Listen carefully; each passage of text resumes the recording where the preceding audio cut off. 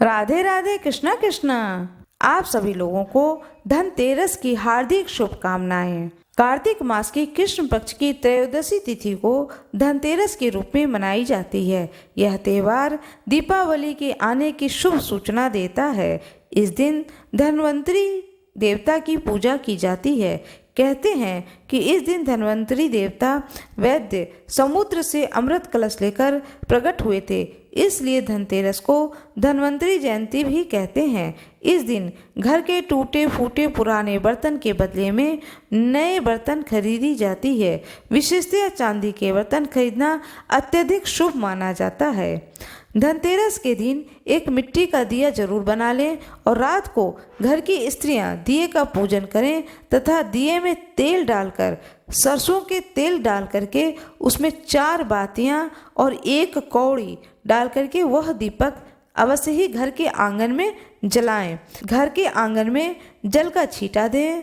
रोली, चावल, 4 सुहाली, गुड़, फूल, दक्षिणा, धूप, इन चीज़ों से धन्वंतरी वैद्य की पूजा करनी चाहिए। 4 फेरी दे करके बाद में दिया को उठा करके अपने घर के आगे रख लें और सुबह दिए में से जो कौड़ी आपने डाली है वह कौड़ी निकाल लें। धनतेरस के दिन धन्वंतरी देवता की फोटो लें और उनकी पूजा करें। उनकी पूजा करने का विधान यह है कि जो फोटो है उसके ऊपर जल का छींटा दें, रोली का तिलक लगाएं, चावल का तिलक लगाएं, फूल चढ़ाएं, गुड़ और सुहाली का भोग लगाएं, दक्षिणा दें, धूप दिखाएं, आरती करें और धन्वंतरी भगवान के सामने ही मिट्टी का दीपक जलाएं।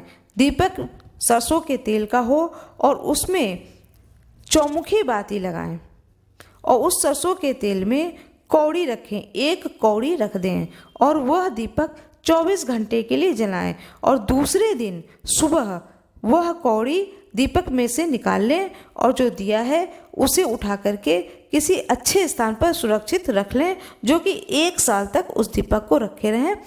2023 में इस प्रकार से पूजा करें और सन 2024 में वह दीपक हटा दें।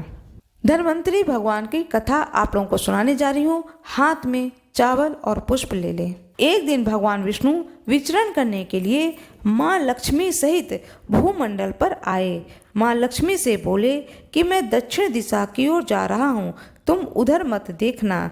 यह कहकर जे हुई भगवान ने राह पकड़ी, त्यों ही माँ लक्ष्मी पीछे पीछे चल पड़ी। कुछ ही दूर पर ईख का खेत मिला, वहीं लक्ष्मी जी ईख तोड़कर चूसने लगीं।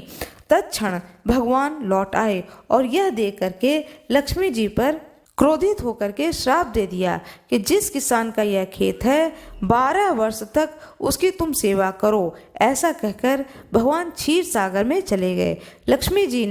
माँ लक्ष्मी जी ने किसान के यहाँ जाकर उसे धन धान्य से पूर्ण कर दिया। तत्पश्चात 12 वर्ष के बाद में माँ लक्ष्मी जाने के लिए तैयारी करने लगी, किंतु किसान ने उन्हें रोक लिया।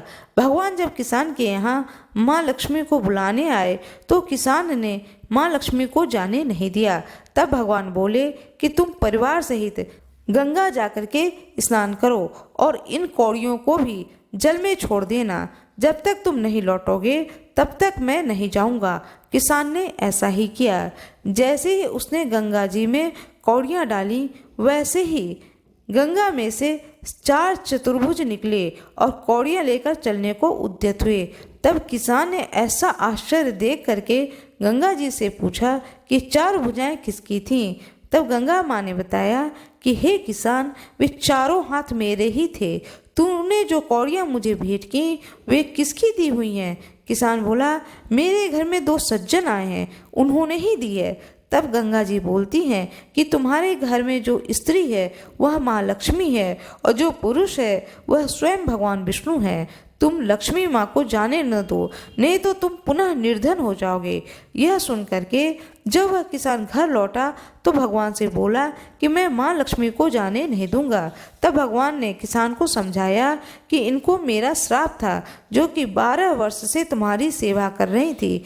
फिर लक्ष्मी तो चंचल होती हैं, इनको तो कोई बड़े से बड़ा व्यक्ति भी नहीं रोक सका है। इस पर लक्ष्मी जी ने स्वयं ही कहा कि हे किसान, यदि तुम मुझे रोकना चाहते हो तो सुनो, कल तेरस है, तुम अपना घर स्वच्छ रखो, रात्र में घी का दीपक जला करके रखना, तब मैं तुम्हारे घर आऊंगी। तुम उस समय मेरी पूजा करना, किंतु मैं तुम्हें दिखाई नहीं दूंगी। किसान ने कहा कि ठीक है, मैं ऐसा ही करूंगा। दूसरे दिन किसान ने माँ लक्ष्मी के कथन अनुसार पूजन किया।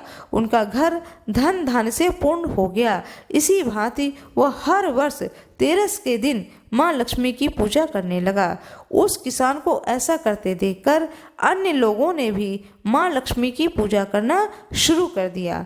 जिस प्रकार से माँ लक्ष्मी ने उस किसान पर कृपा करी, भगवान विष्णु ने कृपा करी, इसी तरीके से कथा सुनने वाले पर और कथा सुनाने वाले पर माँ लक्ष्मी प्रसन्न हो और कृपा करें। माँ लक्ष्मी की जय हो, भगवान विष्णु की जय हो, तुलसी माता की जय हो। कृपया मेरे वीडियो को लाइक जरूर कर दीजिएगा, चैनल को सब्सक्राइब कर दीजिएगा, बेल आइकन दबाना ना भूलिएगा। कमेंट बॉक्स में जय माँ लक्ष्मी अवश्य ही लिख दीजिएगा। आप सभी लोगों को बहुत बहुत धन्यवाद।